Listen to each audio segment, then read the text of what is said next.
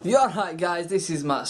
So, as you can see, I'm back from Eurogamer. I've just filmed a thing with Van Gilf, which I'll go about very shortly, but enough about that, we're here to talk about Eurogamer. So, as you can see, there's no day 3 of Eurogamer. There was photos that have been taken, which are going to be on the screen there. That's why I've left you a big gap here, so you can have photos just up there, and you're also going to see a little thing just next to me, which is going to be the topic of what we're going to be talking about. So, what I'm going to do is, I'm going to give you a rundown of how Eurogamer was, the best things and the worst things there, and what games you really want to be looking out for and what you want to be steering away from. So basically, this is a Eurogamer review. So, obviously the first thing I'm going to talk about, the rundown that I'm going to talk about first, is obviously, as you're probably already wanting to hear about it, is Ghosts. So Call of Duty Ghosts. Now, obviously the queue was huge, so I didn't get to play that many times. I only got to play it once, and it was only a 7-minute game. And the game where we were playing with Team Deathmatch, which is shocking for a actual like a trial, because as you know, if you get one person that messes up in your team and drops the rankings down, the rest of your team sort of suffer for it. So. We were 10 points behind already, and obviously with the new guns, nobody knew what the class setup was going to be. I got stuck with like 4 vectors in my class setup, so that was shocking. So I didn't get to play very well with those, and there was all like head glitches and whatnot. And obviously we didn't know the map, so they were just spawning behind us. So they were the negatives of this, obviously, a part of, with it, because people were just spawning everywhere, and it was so fast paced, as COD is. Other than that, it handled pretty well. I mean, the aiming was a lot better than it's very similar to Black Ops 2, to be honest. The aiming, obviously, as you're aware, is as it is. It's smooth. It runs. Everything turns properly. It's really good. Problem was there was too many head glitches. Like everyone was camping behind walls and stuff, which again you can't get rid of. But you'd think if it's your one turn to play it, you wouldn't camp as much if you just run around and shoot people. So Ghosts, yeah. If you're happy to play COD Black Ops 2, then Ghosts is pretty much. It's not a carbon copy, but it is pretty much the same. You're not going to notice big differences. The guns, obviously, we only got to try out a few, so I can't even tell you how overpowered they are. I just know the Vector was pretty shocking considering, you know, how good it's supposed to be. So the Vector was pretty shit, but the other things were alright. There were some assault rifles that seemed to be balanced back into power. I remember on Black Ops 2, like submachine guns, they rule everything, on shotguns, whatnot. Assault rifles sort of then didn't really come into the picture, whereas in Ghosts, assault rifles seem to be just as powerful, so that's good. That's good news. So yeah, I would definitely look out for it. Obviously, when it comes out, you're going to get it anyway, because it's COD, but it is worth buying, I think. The next game, obviously, then is Battlefield 4. Now, Battlefield, I felt was amazing, and I think I preferred it to more than COD. I played it twice. I got back in the queue twice, because it was a short queue, and I enjoyed it a lot more than Ghosts. So the guns that it run, again, it handled smooth, it was beautiful, it handled. Everything obviously was realistic, so realistic, so the running, everything felt proper as you were running up and down things, and you could obviously get in your choppers and tanks and stuff like that. It wasn't clunky, it was nicely graphics. The only problem I had was the aim. Again, it bounces, that's the problem. The recoil on it is ridiculous, so it shakes the gun. I tried turning the sensitivity down a little bit, and it helped a little bit, but obviously, because it's completely different to COD, and I've not played Battlefield before, I was into the COD sort of mechanics, and it obviously isn't that, so you can't really compare it against COD, because they are two completely different shooters. But other than that, it was really good. The interface was awesome. And yeah, it felt like a good game, and I think I preferred it, even though I died quite a bit on it. I came second in the overall rankings, which is pretty cool. And JX Games came as first, and he won't let me live that down unless I say it. But yeah, so we topped the tables, and it was brilliant. Like I say, I enjoyed it. I would definitely buy that as well. I mean, considering it's a first-person shooter, it is completely different to COD. And yeah, you can't ask for anything more than that. So you've got both. They were really good, and they were both excellent games to play.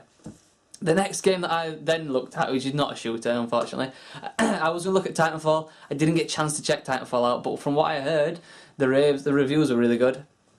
Everybody raved about it, but I didn't get a chance to queue up because it was literally like 2 hours long, so I didn't bother. So if you want to, I might buy Titanfall and I'll give you a review when it's out, but other than that, I can't really give you any news on it. The next game that I did play, though, was Batman. Now, the new Batman, I don't know what the second name is, still been there, the picture over there. Batman, whatever it was brilliant, and it played just like the other Batmans, The combat system was exactly the same, but by God, it was good. I'm not going to give too much about the story away because I don't give spoilers, but the Joker made an appearance, which he should have died, so I'm not sure how they're going to play that into it. I don't know, I've not read up on it, but it was brilliant. Again, it's just awesome to fly and to glide through the city again. There's apparently the map is something like 5 times bigger from what the developer was telling me.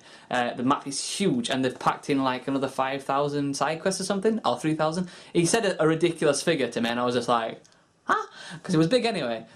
So I expect a really big, in-depth game from it. Again, it handles exactly like Batman, and obviously you'll just want to buy it just for the story. I mean, the story was epic in it, so if it's anything like that, it'd be amazing. And obviously there's the same sort of bad guys obviously in there. I think I saw, was it Deadshot, or I think he's in there as well. So again, it's a brilliant game. I definitely recommend buying Batman as well. Batman was a really good game to play. The next thing I went on then was Assassin's Creed Black Flag. Now Black Flag was again really good. I'm not much of a Creeder. I don't like Creed that much, but for this I loved it. Just to be able to sail around your own ships, you can drive right up to someone, hop on their ship, and just hammer the tits off it. Basically, you can destroy it and actually capture it for yourself, or you can sell it. It's so good. It was really nice. It was a nice change, and I think I'll get this one because I've not really played much of Assassin's Creed, but it was good. I really enjoyed it. I don't think there's anything bad with it. I mean, it handled nice. Again, it's smooth. It's Creed. And like you've played these before. You played the games previous, or the prior games, so you obviously know something about it before you go into it. It handles exactly the same. You self takedowns and all that. It's so good. So yeah, Creed again, another one to look out for. Definitely worth buying. The next game that I had then on the list, which I wanted to play and I didn't get a chance, was Marvel Lego. I know it's probably shocking. You're like, what is this? The Lego Marvel was brilliant. It looked amazing. I didn't get to play much of it, but the graphics looked amazing on it, and the gameplay was in depth. The story looked pretty funny as well. Like everything about Lego that you want, like the funny little Lego quips, they were all there. But even better, because they were accompanied by your favourite superheroes. So again, I think it'll be worth buying. I don't know if I'll get it day release, because I'll wait till it comes down a little bit, because they always do. Lego always seem to start like £40 the price, and then they drop down to about 25. So hang on to your cash for a little bit, then go out and buy it. Because it is, again, I think it'll be a fun game to play. It might not be the longest, but it'll be fun. The next game that I played after that, we'll look at Final Fantasy Lightning 2 or Lightning 3, or what it is, Lightning Returns, I think it's called. That looked fairly good actually. It looked smooth and it was nice to play. And Jake played it. I didn't actually get a chance to ever play it, but he played it, and he's really raved about it. He said it was a really good game. He enjoyed it. It moved smoothly. Graphics again, as you expect with Square Enix, it's just brilliant. Everything looks just perfection when you're looking at it. So obviously the graphics are going to be there. The storyline I can't tell you much about because I don't know much about the others. I stopped playing them. So I think it's following the same sort of vein as them. It looks good though, and again, Square Enix have always put lots of detail into the story, so expect a fun-packed adventure from that one. Again, I don't know if I'd get it on day release, but I would be tempted to buy it when it came down a little bit because it did look viable, shall we say. So, the next one that I had was one called, I forgot what the name is. It'll be there. It'll just be there. It'll be something like dying, living, or living. Sorry, I should have researched it before I did this. It'll be there. Anyway, basically, it's a first-person zombie. It looks a lot like Dead Island. I think it's Living Dead or something like that. And basically, what you do is you've got to survive and you've got to fight, and it's pretty much Dead Island. I think it's for the PC though. And it handles it just like Dead Island. You've got like your main weapon, and you run around and you climb stuff and you hit stuff, and there's quests and whatnot around. I don't know how big the map is because we only got 6 minutes to play it. We were timed, and there wasn't a lot of exploring to do. There was more zombies, but the zombies, the shuffly zombies, they're just everywhere. It's just manic, and if you can get multiplayer on it, and I'm pretty sure it's kind of up to 4 people in the same party, it is going to be good. Just to have a run around and kill some zombies together. Nothing like Daisy, because it's first person, but looking like Dead Island, but a little bit tweaked, better graphics. Just looks a better game really. So like Dead Island souped up. So that'll be good. That'll be interesting when it comes out. Other than that, I think that was all the games that I played. We played Rocksmith, as you already know that's there. Rocksmith's just a guitar game. I didn't play that. I think that's all the big ones that we played. I'm trying to recall. I don't think we played Anything else? We didn't play FIFA because FIFA's out already. So you can, if you want to see FIFA, you can judge it yourself. And I'll probably do a review of FIFA when I buy it. But there was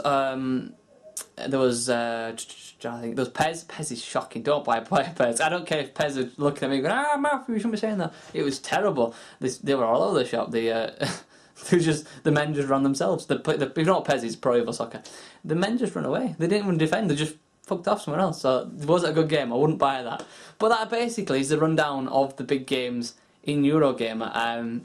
Again, I hope you've had a little bit of an insight of what to buy and what not to buy. Obviously, I will do reviews when they get them, when they're out. But those are the big games to watch out for. Obviously, you've got Ghosts, you've got your Battlefield 4, and you've got your Batmans. They're amazing. Lego, when it comes down in price, definitely take a look at that. Again, I can't tell you what Titanfall looks like at the minute, because I've not seen it. But yeah, COD and Battlefield, very, very, very good competitors. And it'd be interesting to see which one of those comes out on top in the first-person shooter, because I'm not sure which one's going to win. Possibly Battlefield. That's my tip. So guys, I hope you enjoyed this little review, my Eurogamer rundown of 2013. If you've liked what you've seen, make sure you check out the previous videos of me at Eurogamer. Other than that, I've been mrrroflwaffles. If you like, again, what else I'm doing, I've got a little series where I'm going to interview YouTubers. If you want to see that, that'll be in the description, either on the side just there. I've been mrrroflwaffles. I'll catch you whenever I see you next. Take care, guys. Bye.